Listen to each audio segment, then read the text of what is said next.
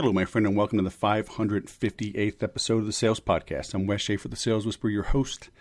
Today we have a brain expert, a neurofeedback expert, Moesta Hergert. We had an interesting talk. I ran across her online. We've been communicating, and the work she's doing, I've seen at some trade shows, actually, and we discussed that, the difference between what she's doing and what some available apps are. There's good and bad and everything, or at least I should say there's good and there's better, right? Good, better, best. But I had Erin Pheil on not too long ago and talking about making rapid changes, because you hear of people going through therapy forever and ever and ever. Then you hear others waking up one day and saying, I'm not going to drink anymore. I'm not going to smoke anymore. I'm not going to stay in this relationship anymore. I'm going to grow my business, whatever. So how do some people make quick changes and others don't? We talk about that. We talk about the difference between the brain and the mind, getting those two in sync. So I think you're in for a treat. I'm going to keep the intro and outro short because I'm heading to play some golf. So there, all right. Be sure to take some notes on this. As always, go check out makeeverysale.com. Get you some on-demand content. I've lowered the price. There's no promo code needed. Just hop on in there and get yourself some sales training. Control your mind. Control how you approach prospects. Control how you approach the job at hand. All right, so this episode gets into that a little bit, and the crazy thing is I get into a lot of that in my training. Today in our Monday morning call, we looked at the movie Hitch and broke down a scene, and I was helping one of the members. Actually, she's exhibiting at this trade show or the golf that I'm going to. So she's got a booth there, and I'm playing with her boss. We talked about how to engage, how to read the body language of a prospect, how they call it shock and awe in the movie Hitch. That's a military term. I mean, the Germans had the Blitzkrieg, right? Just boom, shock and awe, get after it. In a way, we have to do that with our marketing. How do we pique their interest? How do we get them to stop scrolling? How do we get them to stop looking at their phone or daydreaming and give us their undivided attention for a few seconds? I talked about that on today's call. I talk about it in all of my training because ultimately that's what we're trying to do in the sale, right? And I've always said to make any sale, you must make every sale. How do you engage somebody? How do you get them to pay attention? How do you get them to opt in? How do you get them to read the report, take the action? To make any sale, you must make every sale. So get you some of that and then come back and listen to this episode with Moesta. Moesta Hergert, all the way from Marietta, Georgia, close to Murrieta, California. Similar yet different. Welcome to the Sales Podcast. How the heck are you? Oh, very good. Thank you so much for having me. So we're going to talk about the brain? Yes. The neurofeedback? Yes. What the heck is all of this? Look, people buy for pain and pleasure. Well, I mean, let's just cut to the chase, right? It doesn't have to be that hard, does it? That's right. It doesn't have to be that hard. We make it hard, don't we? We really do. Why do we complicate everything? What's wrong with us? You know what? What's wrong with me? All right. I've set aside 12 hours. I need a thorough diagnosis, and I can schedule another 12 hours. So go ahead and go. That's right. So where do you want me to start? You want me to just start with where neurofeedback came from, how it all started? Hey, I like that. All right. Real quick explanation of what neurofeedback is. It was founded back in the 1960s. It was found to help with seizure disorders. And so what it is, it's a type of neuroimaging and a therapy done after the neuroimaging, and we help retrain the brainwave activity. And back in the day, they found that if you could retrain certain area of the brain and a certain brainwave activity, that it would decrease and even get rid of seizures. So they started doing more and more research over the years, in large universities and found that it actually helped with many neurological symptoms such as ADHD, insomnia, PTSD, anxiety. Now they're even doing research on dementia and post-concussions. So it's really focusing on how the brain is functioning and how that way of functioning affects the mental state for a person and the cognitive state. Can it make someone not be an Alabama fan? I don't know about that. I mean, that's some severe brain damage. There's probably no cure. That's probably no cure to that. I hear that Roll Tide, I just walk away. I mean, there's no helping those people, right? I mean, I know, there's quite a few here in Georgia, believe it or not. Oh yeah, they're everywhere. I have really good friends that are Georgia and versus the Alabama. It's great to hear them go at it. One day Nick Saban will retire and Alabama will suck, and I will love those years. Okay, does that make me a bad person? A little bit. But I'm just being honest, right? Which makes me a good person. So it kind of equals out. That's right. So there's a company, I just came from a conference, and there is a company that I see at many conferences, and they're doing some things. They've got these red and blue lasers, and it's like a VR headset with, noise, with music, whatever, and the lights. And yeah. I didn't do it this last time, but I did it back in November. And I mean, I legit passed out. They had these little chairs, right? They lay you back, and I mean, I was out. So it was pretty cool. Yeah. But I mean, are they doing something similar? Does that stuff work? Is that what's this red, blue laser and white noise, whatever they were playing? I don't even know enough about it. Usually it's called binaural beats. So that's not actual neurofeedback, but it is a adjunct to the neurofeedback. They probably were using something called Brain Tap, which is a really great device that we actually recommend some of our clients use when they're not coming to our office. So we see people in an office setting where we do an actual, it's called a brain map or a QEEG. And what it is we record their brainwave activity, and we find out what areas of the brain are working too fast or too slow that's causing them to have some of the symptoms they're having.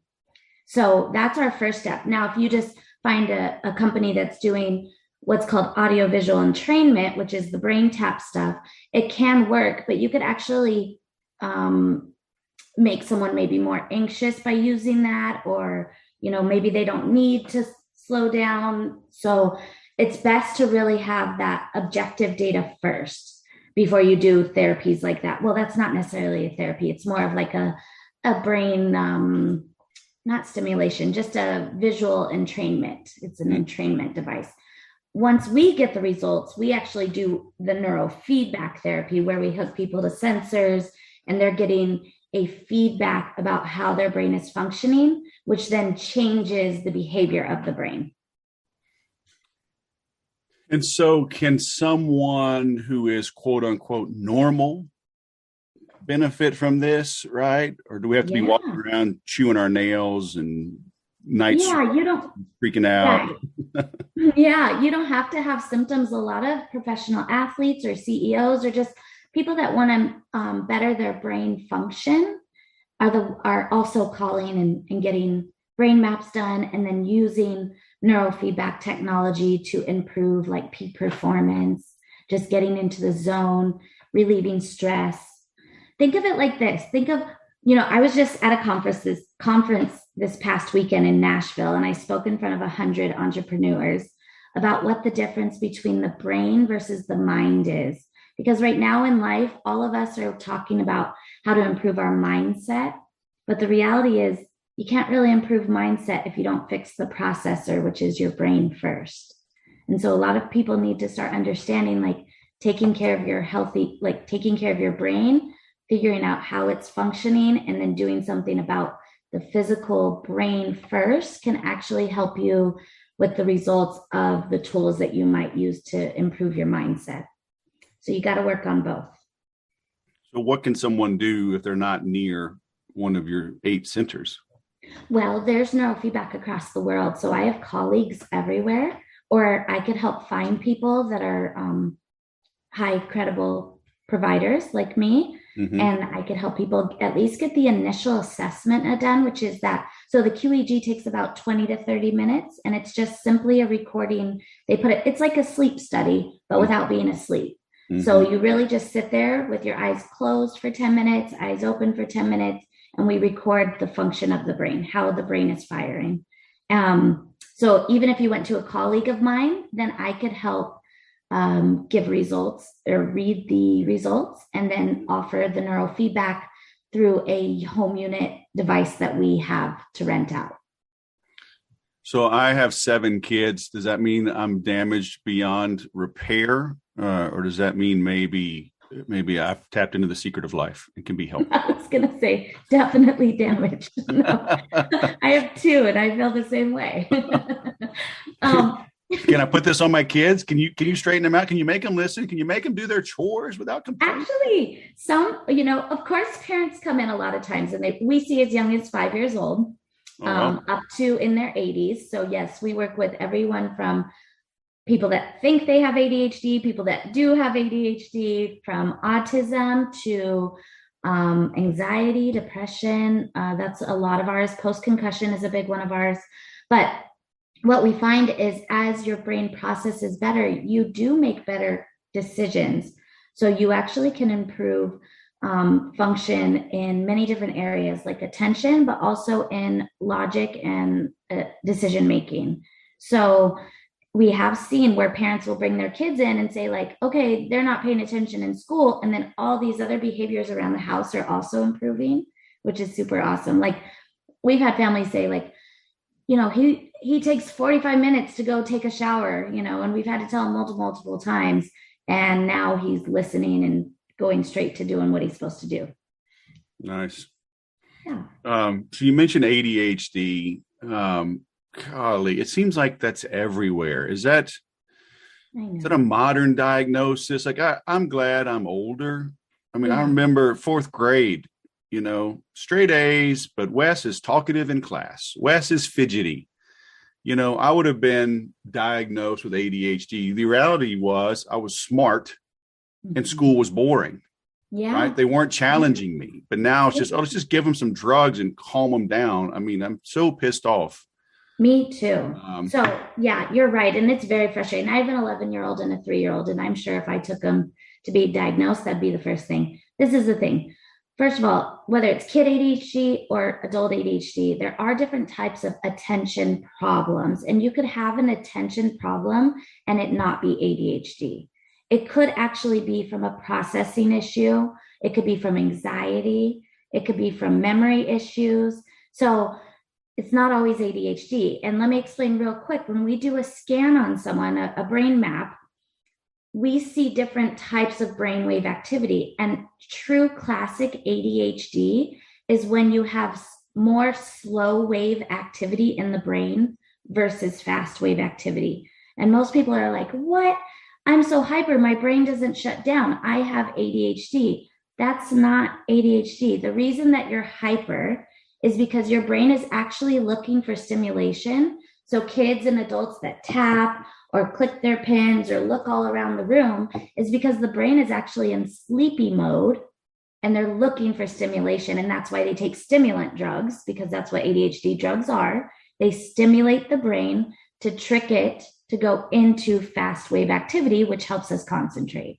So I think that's the first problem, is that they're just being handed medications without actually seeing how the brain is functioning. And if more pediatricians and psychiatrists would actually look at these brain maps, they could diagnose and give the correct prescriptions if needed. And I'm sure social media really helps with all that, right? Absolutely.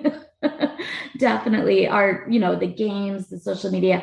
I'm not saying don't, like my 11-year-old right now, she did her schoolwork. We homeschool. She did her schoolwork. She's up on her device right now while I'm doing this talk, but we really try to limit. They say, I think it's like around 10 to 12 years old, don't do more than an hour a day on devices. But now even our schools are putting kids on devices to do their schoolwork. And that blue light and just the hunching over, and it's just horrible for the brain and the body. unfortunately. So that's another reason we choose to homeschool. She's very active. She does school, singing and all this other stuff and has friends.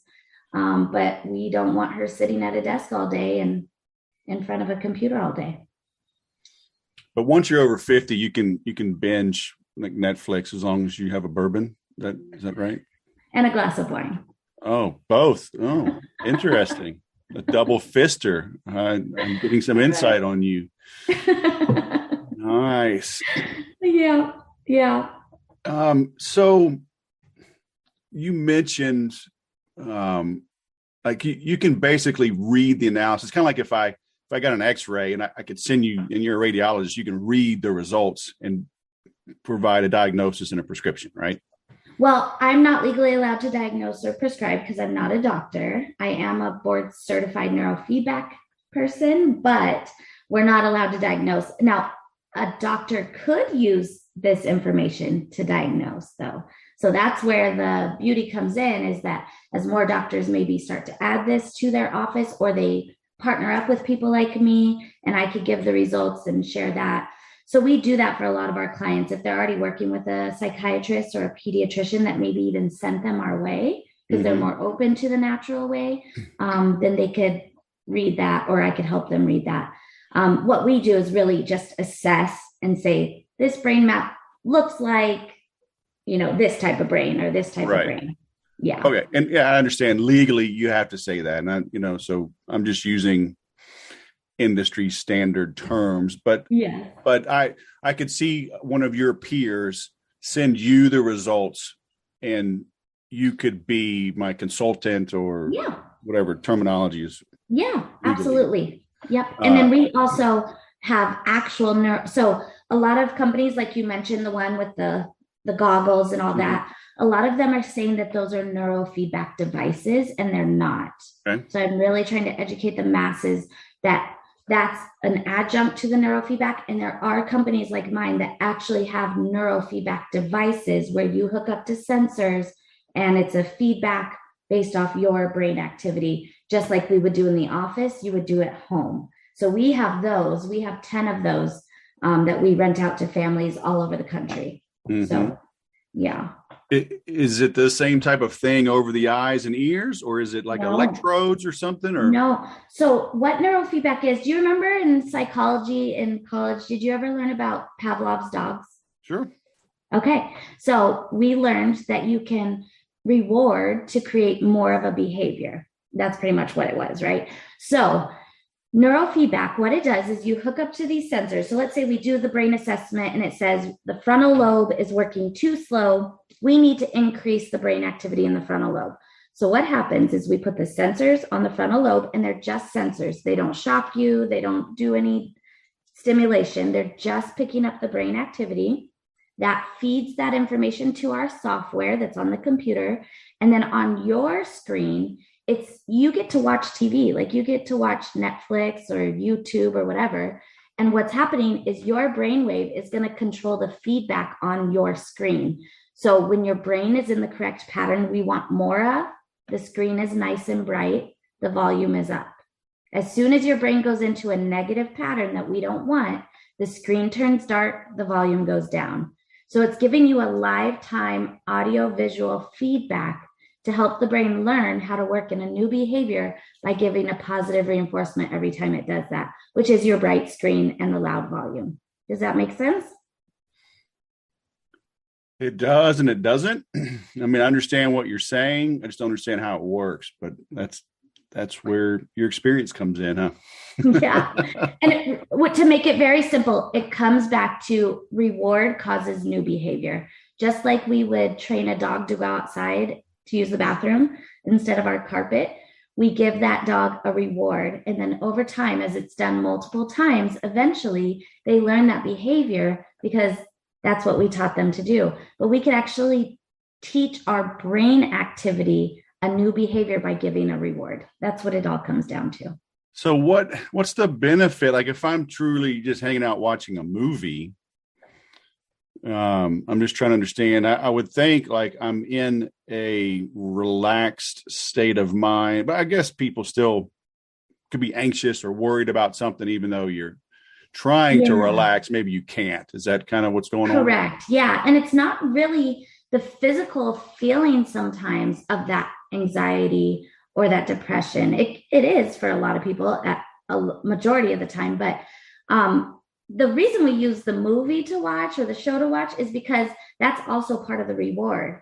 Back in the day when neurofeedback first started, we didn't obviously have Netflix streaming. So what they did was they would hook up people to sensors, and every time their brain would go into the correct pattern, a light on the box would light up. So that was their reward. But can you imagine doing that now for 30 minutes, just watching a box and the light like lighting up? So instead, the screen lights up and the show on the background is just the background. It's just something to keep your attention. Yeah. So that's why that works. But what it's doing is it's trying to get your brain that's been stuck in this pathway of anxiety or the pathway of depression, get unstuck from that pathway and create new neural pathways in the brain. What if it's like at the good part of the movie and then you turn it off? I'm going to get irritated. Some people do. And actually your brain sometimes makes it dark because at first, when you're doing neurofeedback, it's not a logical control system. It's a chemical electric subconscious thing that's happening in the brain. So it's kind of like a dog doesn't think out loud, like, oh, if I go to the bathroom, I'm going to get this treat. It's just this ingrained learning that starts to happen. It's a learning modality that we're doing.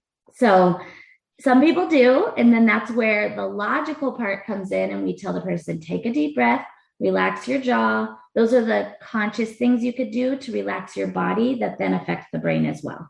Mm-hmm. You know, one of my kids took a long time to be potty trained at night. And they've got this little, it's like a 9-volt battery kind of connection. You put it on the outside and the inside of the underwear and clip it.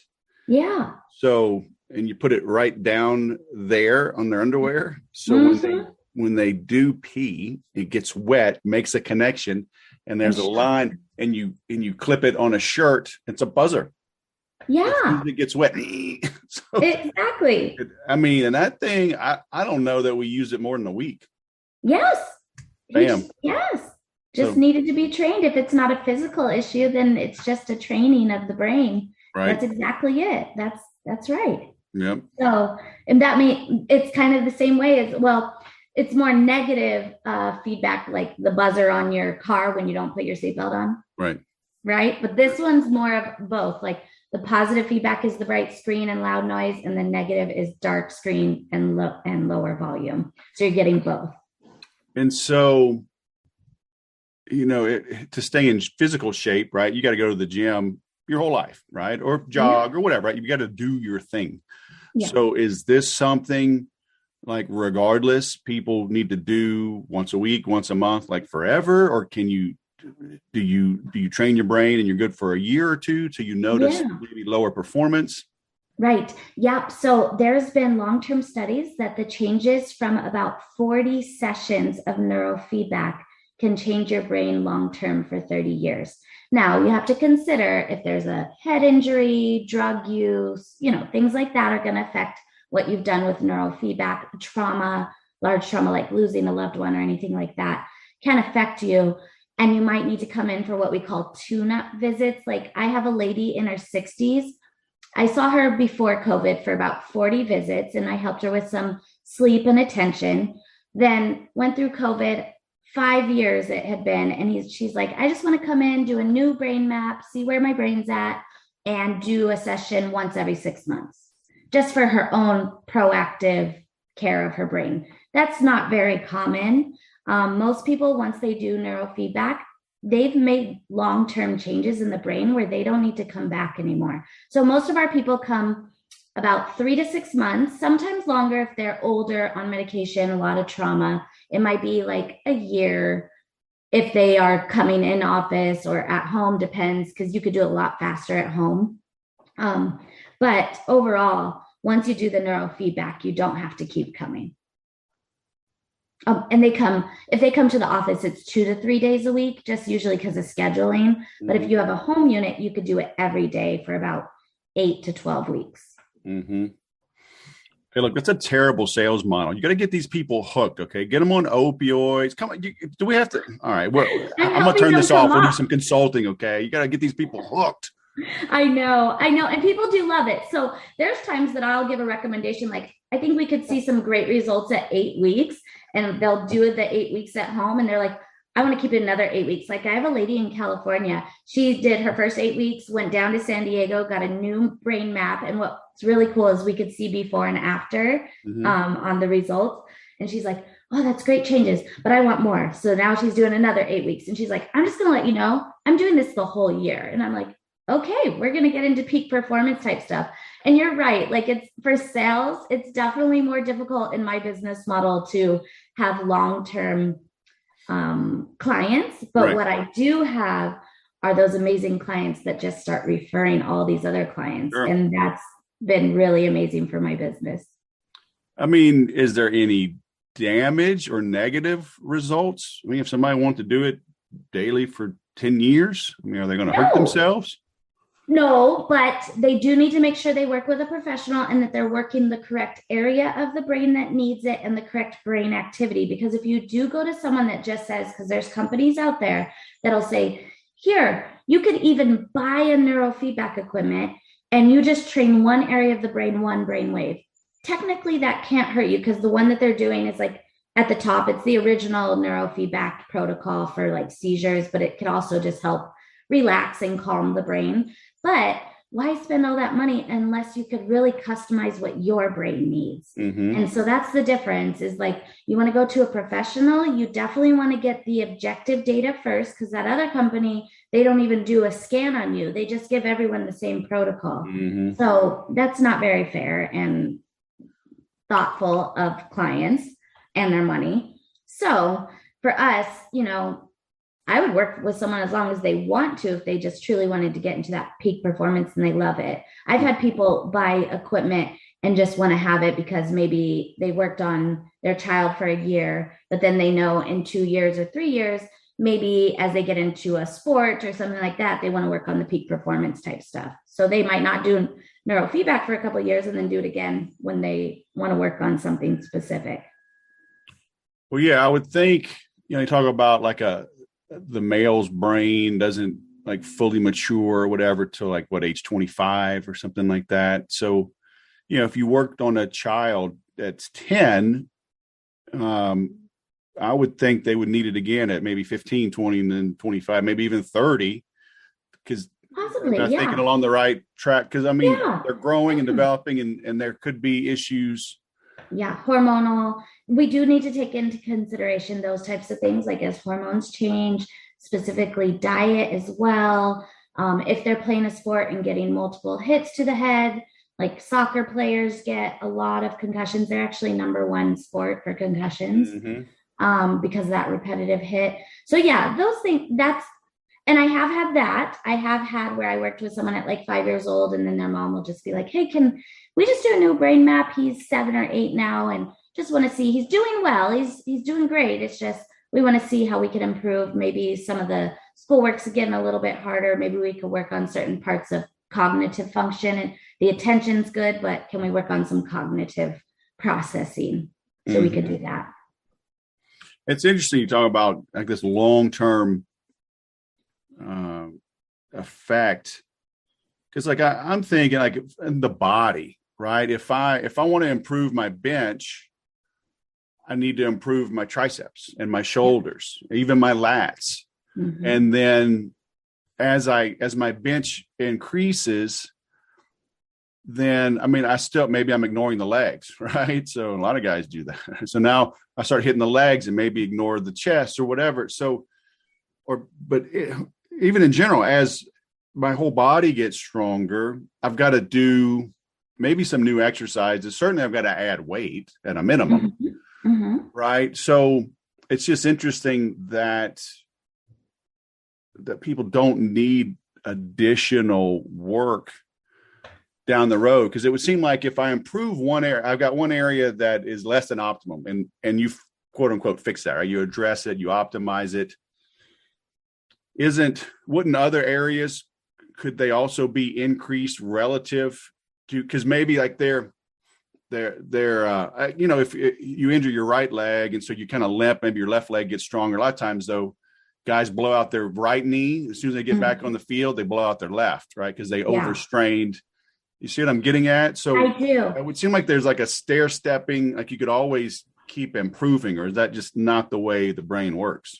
Well, it's a little bit different because you have to think of the brain still as like almost like a transportation system, that there's hubs in the brain. So like if we're working the frontal lobe, you're actually going to affect every other area of the brain as well. It's just maybe that frontal lobe needs that work first. So just because you work there doesn't mean that the rest of the brain's not going to improve. There is something called reorganization in the brain.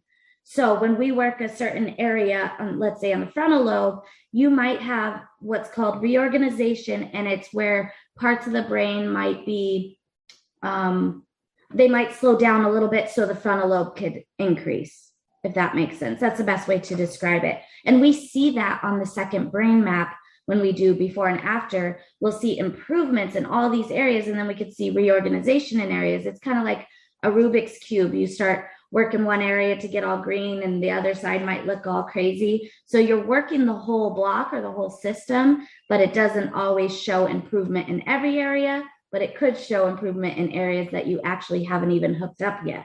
Does that make sense? Sure. Yeah. So we're talking about a lot of things that require an assessment and plugged in devices, blah, blah, blah. Do you have advice just in general, around meditation or things, salespeople, entrepreneurs can do like right now today before they get in to see you or one of your peers? Yeah. So this is exactly what I spoke about this weekend, and it's very simple. And everyone always talks about it, but they just talk about it because they say, oh, you just need to get healthy or lose weight or whatever, because we know exercise and food are very important for our brain and body. But people forget to understand or explain, they forget to explain why the exercise is good. So over the weekend, I talked about 3 tips just for the brain. The first one was exercise. Exercise increases dopamine. They did a study on ADHD kids. They did cognitive testing. One group didn't exercise, one group did, and then they did cognitive testing after. And the ones with the exercise actually had more processing centers light up in their brain after the exercise. So we already know how exercise affects the brain at a chemical level. So exercise is one of the best things you could do, specifically lifting weights. I got certified through the Amen clinics. I don't know if you've heard of them, but Dr. Daniel Amen, and he has Amen clinics across the world, or across the country, sorry. And they do what's called SPECT scans. And they show, it's similar to like an EEG and an fMRI put together, so they could see blood flow and electric activity and the deeper organs of the brain.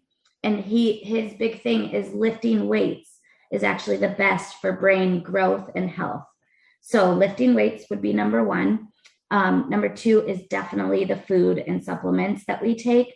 So a lot of people just think they could just go to GNC or Walmart or Target and buy supplements and that they're doing something good for their body, when they actually might, or their brain, they might actually be taking the wrong supplements and affecting the chemistry of the brain in the wrong way. So there's that one. Food, I'm a big proponent on eating raw, healthy foods as much as possible. Of course, every once in a while I have pizza here and there and stuff like that. But, I think organic and raw is very important. Grass-fed beef, things like that. And a healthy, rounded diet, not just one specific diet, because those are all fads. And then the third one is guided breathing. So we use a company called HeartMath. They are out of the West Coast, up, I think, in Oregon or Washington. I can't remember. But guided breathing can be used to help get your brain and your heart in coherence so you can make better decisions. So I don't mean just like, oh, take a few deep breaths. That's important. But sometimes even when you do that, you're not breathing correctly. So you're not getting enough oxygen to the brain to make a logical decision. So if you use an app or a device where you actually get a feedback, like HeartMath, you put a little ear monitor on and it's checking your heart rate as you watch the ball to breathe, and it's getting heart, brain, and breath in coherence. So those are 3 things besides the neurofeedback to help you get your brain right. So jumping to conclusions, that's not good enough exercise. I need to do more than that. Probably not a good idea. All right. What about stabbing people in the back? Oh, no, don't do that. It's like exercise, right? I mean, definitely not. Okay, I'm going to stop microwaving my Twinkies. Okay, Please don't do that. I'm going to eat them naturally. I'm eating them right out of the wrapper. First of all, don't eat the sugar. We talked about that this weekend. The sugar, actually, there's this awesome TED Talk, and it's like 5-minute video, and it shows what. Oh, you know, I have a bad connection. Yeah, we got to go. No, listen to this. It's very important. The sugar actually attaches to those receptors in the brain, causes inflammation, more addiction. It's horrible. And sugar's in everything. Well, I mean, my Pringles are low sugar. I get those. I read the label. Okay. Yeah, right. Yeah, they have all those other gross fake sugars. Oh, even worse. Fine. Have you looked at the Apple Watch? There's a little breathing app on this. Yeah, exactly. Is that good? I mean, because it is doing the heart rate and everything else, right? Yeah, that's great. I talked about that. I don't wear a watch. I wear this Aura ring, not this one, but this one. Mm-hmm. That one. Have you heard of the Aura rings? Are you showing me what are you doing? Why are you so rude? You're like a closet Alabama fan. Golly. All right, but go ahead. From San Diego. San Diego's my San Diego State. I still cheer for them. All right, but they're red, so it's similar. So I don't know. I'm questioning my judgment on this. I need your brain mapping thing. I'm not thinking clearly on who I bring on as a guest. But anyway, what were you saying? You need to go to our downtown San Diego office. So the Aura ring is super cool, and it actually monitors. There's little sensors inside, just like the watch, but it's a ring because sometimes when you're sleeping, that watch is uncomfortable. And one big thing, we really talk about how important sleep is, because if you're not sleeping, you're not healing, and your brain heals during that deep sleep cycle. And a lot of people think like, oh, it's fine, I don't need a lot of sleep, or they don't get through those sleep cycles, and they're not paying attention, they're losing memory, they're grouchy. And that's really because the brain's not healing. So we need to monitor our sleep better. So things like the Oura Ring are a little bit more comfortable to sleep in. And it's a very precise device that I really enjoy. Yeah, I got my wife a mood ring, and when she's in a good mood, it turns green. And when she's in a bad mood, my forehead turns red. I bet. And her ring's black. That's bad. Huh? That's bad. I mean, she beats me up. I'm a nice guy. I'm pushed around. I'm locked in my home office. I need help. I'm blinking SOS torture. Okay, send help. So this is cool. You got 8 locations. Your website, braintraincentersinc.com, right? Correct. All right. And so that will... people that can find you from there, right? They can find your different locations. Do I have to wear that little red hat? Are you going to give me that? I need, no, everything's red with you, right? It's Aztec. It's we have yellow. We have a yellow one, but the yellow one's for little heads, so you can't wear that one. Oh, that won't fit me. I got a big old noggin. Yeah, you got to wear red or maybe even the blue. The blue's the largest one. Oh, there you all right. Air Force blue. We can do blue. There we go. Yeah. And we do have offices in downtown San Diego, Las Vegas, 4 here in Atlanta area, like north of Atlanta, up in Georgetown, Delaware. And we are opening next month in Hilton Head, South Carolina. So. All the places I bet you want a vacation, huh? I'm seeing, yes. I'm catching on to you. What you're doing here. The next one after that is actually going to be St. Augustine, Florida. Yeah. I like the way you think. Yeah, that's it. Very cool. All right. Well, I am linking to that, braintraincentersinc.com. And I appreciate you sharing some wisdom today. Thank you so much for having me. It's been a fun time. All right. Have a great day. Thank you. It's hard to improve mindset if you don't address the processor first, i.e. your physical brain. Amen. I'm 52 years old and finally figuring this stuff out. What I can eat, what I can't eat. I'm realizing I don't process alcohol well anymore. 2 drinks and I feel bad the next day. There's foods I can't eat. I'm doing more protein, a lot less carbs, a lot less of the processed junk, a lot less salt. I wake up congested. I wake up tired. I don't sleep well. And, she's right. When you're aching, when you get the brain fog, all the stuff going on, it's going to affect you. And, people, when I meet them, a lot of times they'll say, "Oh, you're a motivational speaker." And I'm like, not really. Although, I tell them, you do get motivated when you know what to do and you're doing the right things and they're paying off. They're producing results. Those results are helping you make more money. They're reducing your stress. They're helping you get home on time. Yeah, you become motivated. So I guess indirectly, I'm a motivational speaker. But this physiology is important. And, the brain that's where most of your energy goes, right?